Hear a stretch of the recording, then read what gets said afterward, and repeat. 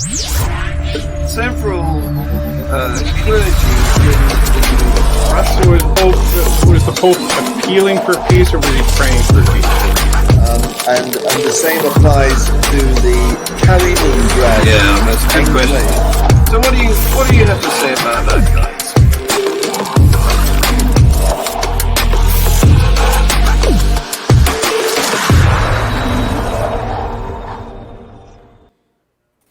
Good morning, afternoon, evening, wherever you are, and welcome to the latest edition of Global Atheist News Review. As usual, we have our panel of opinionated people, and here they are. We have Guy Otten, who is one of the leaders of the northern branch of Atheism UK. He's based near Manchester. We have Captain Pyrate Higgs from British Columbia. Ahoy there. We have Dr. David Orenstein from New York, Frank Lovell from Kentucky, and Tersia du Plessis from South Africa. Welcome, guys. Thank you very much for coming. Now, we've got some really good, juicy news to review today. We have, starting out, a very sad case of an unidentified woman who was going through a miscarriage and needed to have the fetal tissue removed from her uterus. The tissue was stuck, basically, and in danger of becoming infected. So she was left to bleed for more than 10 days because the doctors in Wisconsin struggled to work out how to apply the abortion laws in a post-Roe America. One of her doctors, a woman, Obgyny woman called Dr. Lovell, said that she saw the woman more than 10 days later. She was still bleeding severely and at risk of infection. What do you say about that, guys? Criminal. Yeah. You know, we had the earlier show, and at that time, I essentially declared myself a feminist because I am just so sick of hearing how women's rights are being rolled back when the boats are all lifting up from other tides, and it just breaks my heart that kind of stuff is going on, and that America is taking 50 years worth of advancement and, you know, in a single sweep, just destroying it all. It just breaks my heart. I found out last night that America is officially now a third world country in that sense, because my mom was telling me that they had a lady who worked in their house. I'm talking 10 years ago. And after the 7th baby that she had, she wanted to get sterilized. And she wasn't allowed to, the hospital wouldn't sterilize her without her common law husband. I mean, they weren't legally married. They were married in terms of traditional law. And the hospital wouldn't sterilize this woman. She was in her 50s. Late 40s. And she had to get this husband's signature to be sterilized. So in that respect, America is a third world country. And I find it so sad that the beacon of democracy and the land of the free and the home of the brave is now on a par with what the former president called a shithole country. So maybe that's something to think about. Yes, indeed. Yeah. I think there's another aspect to this, and that is the lack of clarity in the law. You know, because it appears that the doctors were really confused as to how the law changes affected them, and really law must be clear, so that people can predict where they stand. If that doesn't happen in any jurisdiction and in any particular situation, then you're in essentially potentially a totalitarian state, because an authority might say this is what you've got to do, and you won't know whether you can do it or not. Well, some of these laws are incredibly draconian. for instance, there are some laws that if you drive a woman Yes. across state lines, you are now a felon for helping her, assisting her get an abortion. If you're a physician and you want to perform a medical procedure, which is what abortion is, you are now a felon and can be fined. Yes. So when you talk about being fascist and draconian, you're not using words that in the United States people are unfamiliar with, because that's the scary thing here.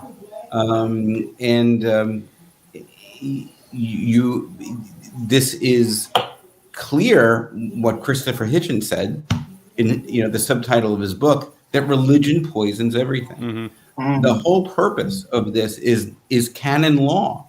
The whole idea of stopping a woman from her reproductive freedom is exactly related to religious law.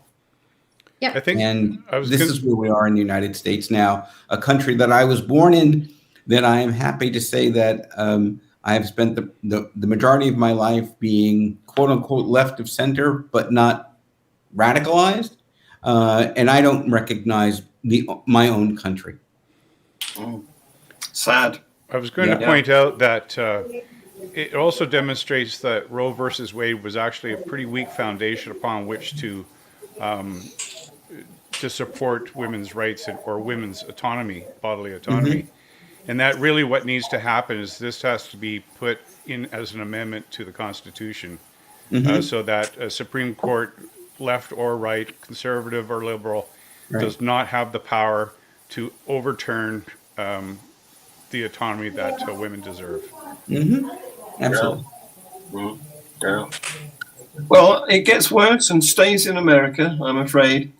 We go to Texas, where Health and Human Services Secretary Xavier Becerra, he warned hospitals and physicians that they're required to provide abortions in medical emergencies, where it's necessary, a treatment to protect the life of a pregnant woman. And he said that Becerra, that's him, said hospitals and physicians who refuse to comply could have their Medicare provider agreements terminated and face financial penalties. Mm-hmm. 3 days later, the state of Texas asked a federal court to block the Biden administration's requirement that physicians and hospitals should provide abortions in medical emergencies. Mm-hmm. What do you think of that? Well, I know the next story is a pretty clear indication of the consequences of that kind of thinking. Yeah. It's not the United States of America. It's the fractured states of America. You can go to the East Coast and because it's now become a quote unquote states' rights issue, all along the Eastern Seaboard, you can have your reproductive freedom. On the West Coast, you can have your reproductive freedom, but pardon the expression, God forbid you want an abortion anywhere between those two places, you are really rolling the dice. And this is how you know this is so misogynistic, because there's no penalty for the guy who's impregnated the woman. Yeah. It's all about stopping women. Yeah. Absolutely. So how do things sound in Kentucky, Frank? Are you aware of what's going on in these other parts of the USA? Absolutely aware, and very unhappy about it. I don't know if Congress doesn't do something, we're in big trouble, because you can't just simply modify or amend our Constitution. And that's got to go through Congress too. Mm-hmm. And with a Republican majority in the Senate, that's a big problem.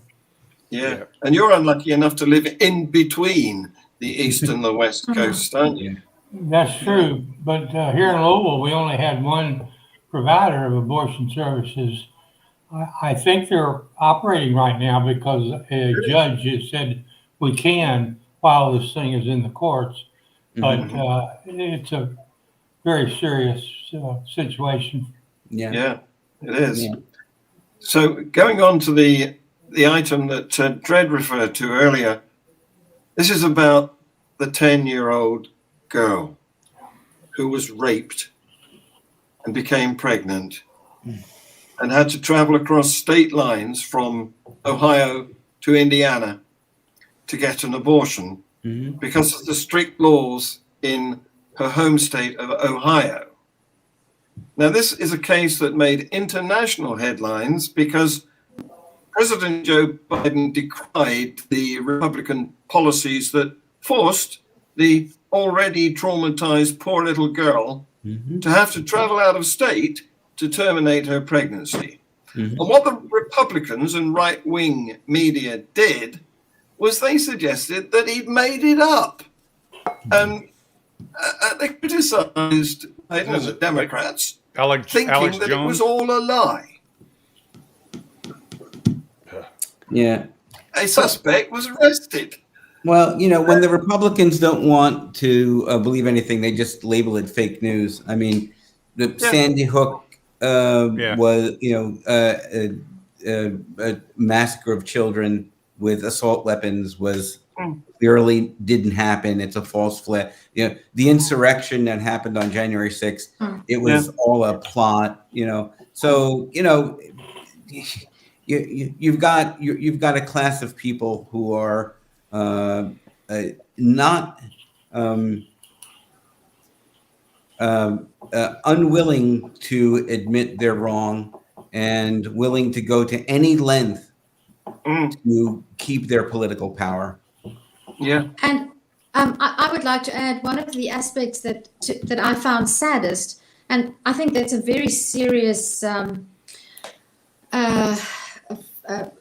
indictment of politicians, because when it was undeniable that this really did happen, then news reports that I followed, the emphasis by the Republicans was placed on the fact that the perpetrator of the rape was an illegal immigrant. Yes. Then that became a political. That was the emphasis. So there's absolutely no humanity. No. It's not about. As a humanist, and it's so deeply ironic that these very religious people who pray to God and thank God for the Supreme Court's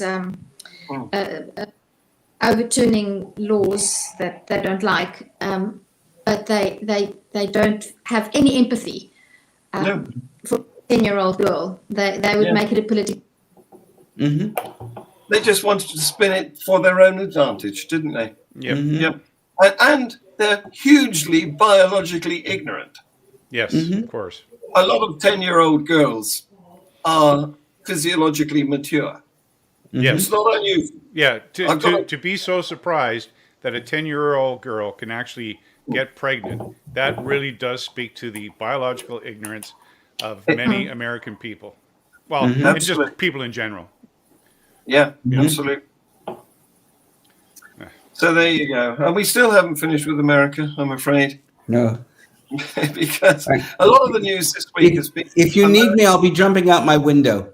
That's why Frank is just glancing back at the two gentlemen behind him on the shelf. They may not be here in a day or two. If I'm not careful, they'll walk out on me. Right, be careful, Frank. You're craving images. They'll be confiscated. Dred, we might be coming up north. You have room. You have room for how many beds do you have? I'll make room. Good, thank you, brother. Canada's quite spacious, I hear. What's that? If the Kentucky show wants to lynch you, you can always come south too. Thank you. We'll be there. South Africa very comfortable and liberal. Yeah. But don't try coming to the UK. I'm afraid we're in the grip of the Little Englanders, and they don't like any immigrants, not even if you're white. Well, I think they tolerate white ones better than others. Yeah, maybe slightly better. Okay. So going to Idaho. the Republican Party is preparing for its primary elections and has come up with its platform. I suppose we would call it what would we call it? Electoral, I've forgotten the name, a manifesto. That's the word, a manifesto. And so guess what? It criminalizes all abortions without exemptions for rape, incest, or the life of the mother. And at the same time, it's greenlighting some restrictions to voting in future GOP primaries. Mm-hmm. So it's making it harder to be a voter for the candidates of the Republican Party, and it's disregarding the safety of the health of all these people who are endangered by having to carry a pregnancy which could cause their death. Mm-hmm. What do you think of that? Doesn't it seem like, the stories we hear of some Muslim countries and just how misogynistic they are and hardline religious groups, and it's really being paralleled in America today. Yeah. Right.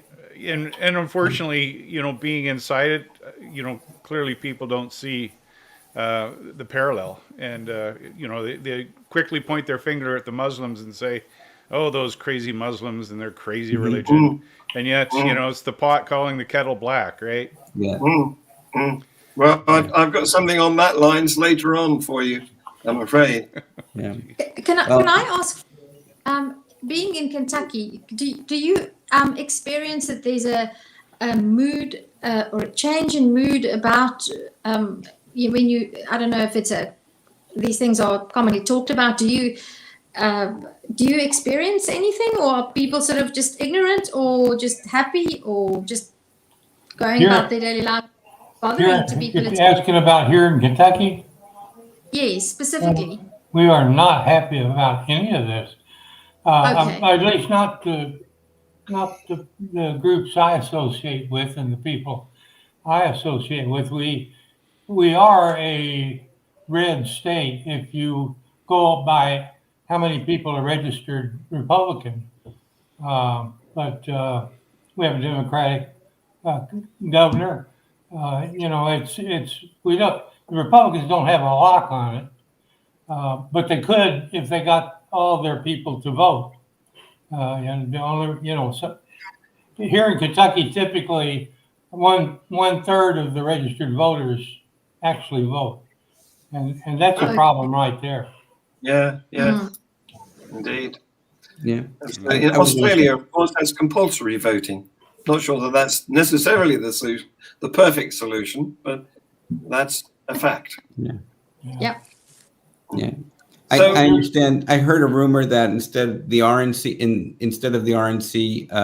publishing their manifesto, they're just going to give out copies of Mein Kampf. Not far from the truth, I'm afraid. Yeah. Yeah. I'd actually be impressed with that, because I'd be impressed if they know about that book and what it stands for. Yeah, right. So our favorite Republican Congresswoman, Lauren Boebert, do you know what she's done now? She has tweeted that it's time to terminate the presidency of Joe Biden. Now, the important thing here is the word terminate. Of course. Because she didn't say the nuance impeach. Is not lost here. Yeah, she didn't refer to the 25th Amendment. She wants him terminated. This time next month, she'll use the word assassinate or exterminate. She's just getting bolder and bolder. And we have a lot of members of Congress now that are an embarrassment to humanity. Didn't used to be that way. Maybe one or two, and they weren't so out of the closet and clear speaking. in a way, she helps us understand who she really is. Oh, For that, I'm grateful. yeah. Can I quote another famous congresswoman who goes by the name of what's the Marjorie Taylor Greene? Yep. So I think that comments like those belong in a peachtree dish, and if you say bad things, it must be a fragrant lie. You're being It's just inundated with mind-boggling. cats, Tersia. To me, it's mind-boggling that either one of them have become members of Congress. I just don't get it. Yeah. It's an indictment of the electorate, I'm afraid. Yes. So, Tersia, you had an item of news this week, didn't you, about the what are they called? The SA Action SA. It had load shedding for 2 days, so maybe something is working. I don't know. What are they doing? They're praying the ANC away, aren't they? Yes. Well, if they have a success, could you let us know how they do it? Because I think we'll start paying for things in this country. Like getting rid of the Tory government. As God I help said, us. we have shedding for 2 days, We which is too great. his prayers. Okay, to Australia. Now, it's unusual for Australia to be in the news so much because mostly, as you know, it happens in third world countries where real fundamentalists live. But as secular as Australia already is, it's still not perfect. And there's campaigns going on. One is in New South Wales, Shoalhaven City, where the council's mayor has reported on her experience of replacing the Christian prayer ritual at the start of a council meeting with a moment of silent reflection. This is good news for once. Now, I've been invited to say the prayers at the beginning of council meetings on a couple of occasions. Of course, I've done a sort of humanist secular statement instead, but I did include a period of reflection, of silence, and that went down well. Nice. Good. Yeah. But I mean, better would be to abolish them altogether, I think. Yeah, of course. Yes. Amanda Finley, that's the name of the mayor, and she says she's hopeful of seeing this catch on. She wants to see the same opportunity taken in other councils, in the New South Wales Parliament and the federal Australian government. Wouldn't that be good? And we could learn something from that guy, couldn't we? Yeah, we could. Yeah, definitely. We could copycat that. I mean, because I mean, a period of silent reflection is not necessarily religious and can be used, beneficially by people of all faiths and none, I think. Yeah. What's the situation in Canada? Do you still have prayers, Dred? The Humanist Association here in BC just had recently done a survey of municipalities to find out what proportion of councils were leading their council meetings with prayer. I can't remember what the percentage was, but it was significant enough to be noteworthy, and so of course the push is on to get rid of that practice because of course it only favors a single religion, and if Canada purports to be a land of diversity and acceptance of different faiths and ethnicities and all the rest, that no one should be favored over the other. And so the humanists are definitely pushing for either a complete abolishment of it or even some cycling of different faiths. Yeah, just to make it fair. Hopefully to include Pastafarianism. Exactly. And in fact, there have been in some states, notably in Alaska, one of the council meetings there.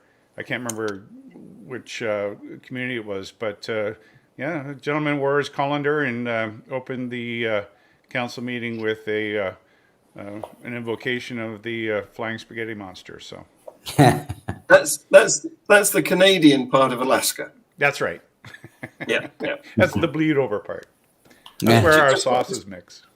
Just to clear that up. What I find so ironic about these meetings that I've opened with prayer, I served on a school board some years ago, and those meetings got quite heated because they were, never mind why, but some of them were actually heated to the point where there was sometimes actually almost fisticuffs. And these meetings would be opened by very nice prayers and then before the amen had died away, the people found that extremely funny that we just said a prayer and we thanked God for all, and then you fight. Yeah. Seconds out, it should be following amen. Right. Or as we say in Pastafarianism, ramen. Yeah, absolutely. Yeah. So, staying with Australia, but going to the other end, this is Perth, where there's a township called Maylands, and the primary school parents and carers association are a bit pissed off. I think we would say it. The Americans would say pissed, but they don't know that means drunk in English. Anyway, they're unhappy with the fact that the advertisements for their chaplains, and they recognize that schools need a chaplain and they provide a very worthy service, but you can't get to be one unless you're Christian. And considering that the schools are very much mixed, they are cosmopolitan in all senses, particularly in faiths, they think it's out of place because the schools are diverse and yet their chaplains have got to be Christian. They're having a gripe about that. What do you think about that, guys? Can I say that in England we have a bit of the same problem because the law says that adverts should not discriminate.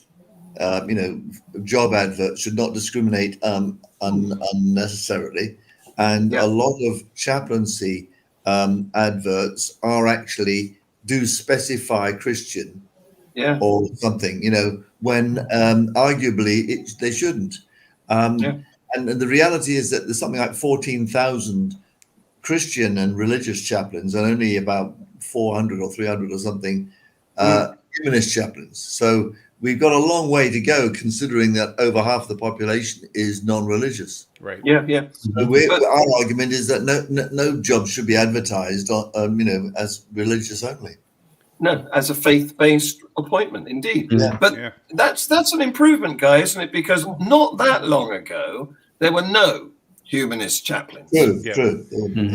It's funny you should bring this up because I was actually on the Humanist Association of Canada site today, and I actually was checking out, the requirements to becoming a chaplain. And interestingly enough, you have to have a master's degree in order to qualify as being a chaplain for the Humanist Association. Wow. Well, we don't have that in the UK, but everyone to their own. Well, I was going to ask why. I don't think schools need chaplains. I can see social workers, I can see psychologists, I can see counselors, but why do schools need chaplains? I mean, schools, I can see specialist teachers, critical thinking skills teachers, but why chaplains? I mean, yes, I think you're right. Why? Why do you need that? It may be a way to exact the current meaning of a chaplain into a new definition. Yeah. Right? Because it's like Christians taking over the Christmas tree tradition and making it a Christian thing. Here's an opportunity for humanists to take over an institution which is chaplaincy and make it something other than a religious institution. I think that's the idea. I mean, of course, we don't have generally chaplains in schools. There may be a few, but my chaplaincy experience is in hospitals, and we also have them in prisons. Yeah, And Canadian there military was has other one. institutions like the police Yeah. force and so forth. Yeah. Have them. That's The right. army, they're trying to get them. Well, they're also, the whole purpose of a chaplain, aside from being, leader of a flock, is recruitment. So if you can be a chaplain in the school, you can get them when they're very young, right? Yeah. That's the problem. Yeah. So I'm not very sure about this because my teaching days are a long way behind me, and I don't remember having chaplains in our schools. But aren't they supposed to be looking after the spiritual welfare of people, whatever that is? Well, I mean, the word spiritual is another of these words that humanists and secular people are recovering or trying to recover and reinterpret. And there are some good definitions of the word that do not involve the transcendental. Or the supernatural. Yeah. That's definitely necessary. So before we leave Australia, they've got a new parliament. Of course, they had an election recently. A Labour prime minister was appointed. He's developing his cabinet or something.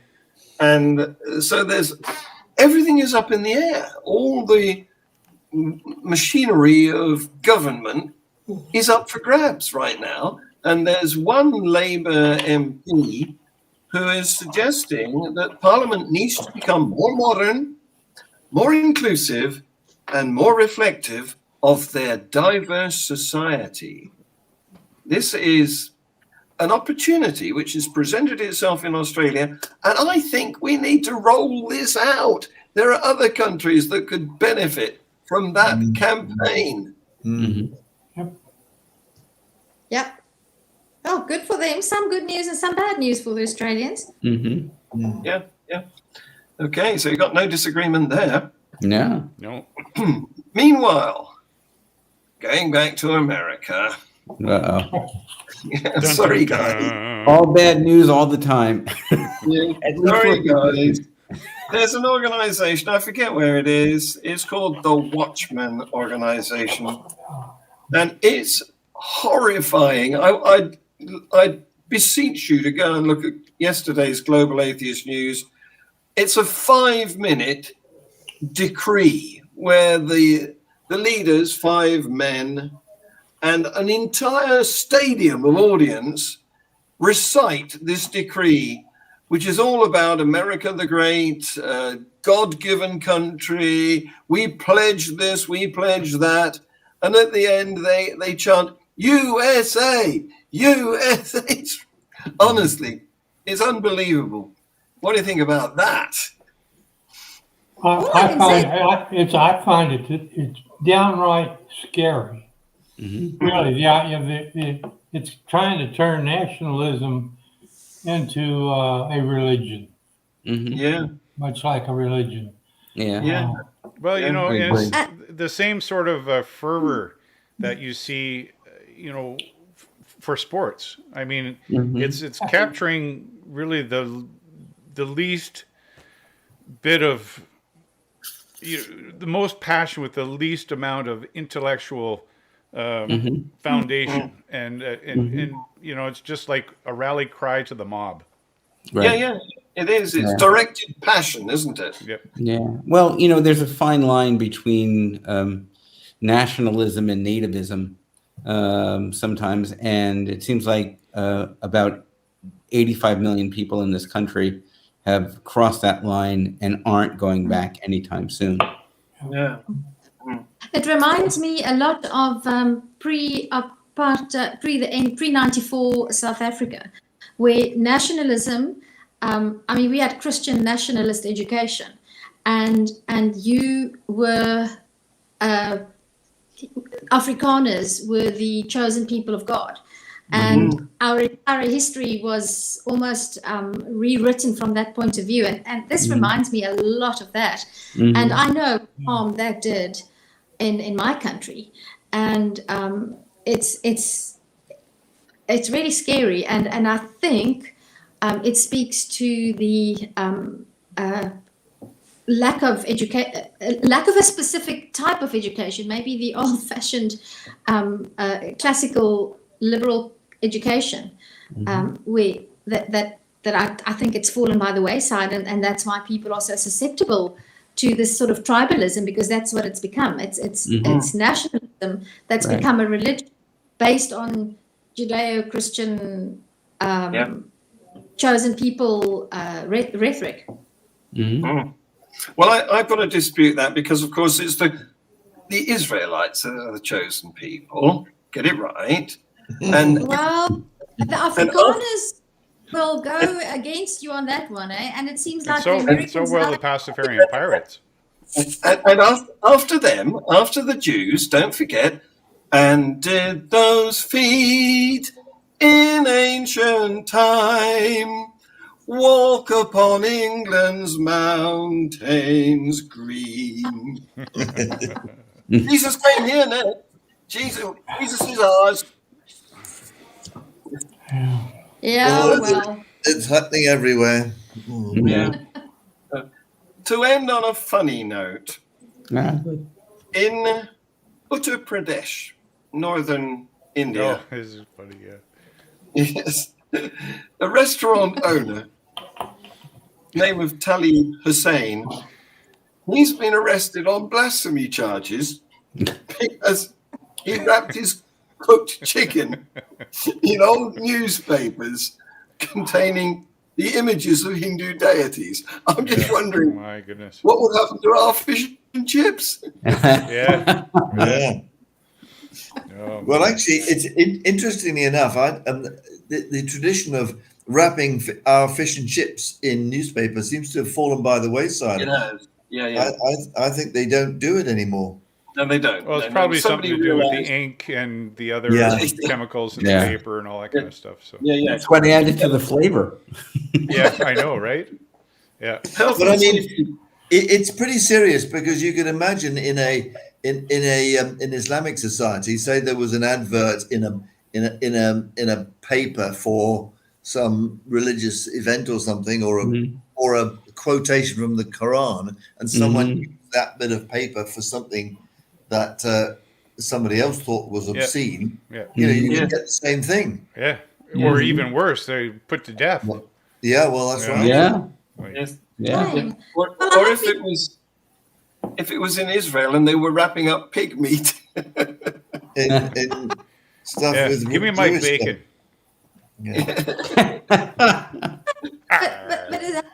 But did he get a fine, or was he just told to unwrap his chicken? What was the outcome? No, he's been taken into police custody. Still. He's locked up. Yeah. So, guys, thanks very much. You've been wonderful. On that note, I'm going to call this an end, because we've done our 40 minutes, I think, roughly. Somehow or other, the time has dropped off the screen. I don't know what happened there. Probably need to... Yeah, I probably need to download some update or something. Anyway, say bye-bye. Bye, everybody. Good seeing you. Several clergy in Russia. Was the Pope appealing for peace, or was he praying for peace? And the same applies to the Kaliningrad. Yeah, that's a good question. So what do you have to say about that guy?